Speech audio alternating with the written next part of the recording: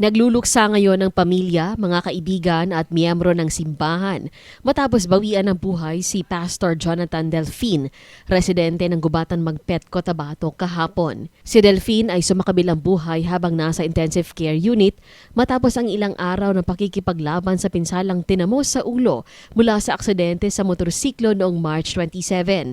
Batay sa CCTV footage, binabaybay ng pastor ang kalsada ng Barangay Muaan nang biglang tumawid ang aso, dahilan para mabangga ito at sumemplang ang motor kung saan tumama ang ulo ng pastor sa semento. Umani ng matinding emosyon sa social media ang pagpanaw ni Pastor Jonathan na inilarawan ng ilang kamag-anak at kabataang miyembro ng simbahan bilang mabuting tao, masayahin at mapagmahal.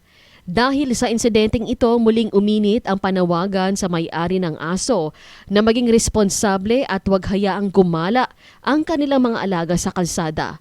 Ayon sa ulat, ito na ang pangatlong insidente ng aksidente sa Barangay Muaan dahil sa mga asong gala. Mariing pakiusap ng pamilya at ng mga otoridad na itali ang mga alaga upang aksidente ay maiwasan. Inaasahan na magsisilbing aral ang pagkamatay ni Pastor Jonathan Delfin sa mas mahigpit na pagpapatupad ng lokal na ordinansa hinggil sa responsible pet ownership sa lungsod nang sa gayon wala ng buhay na masayang.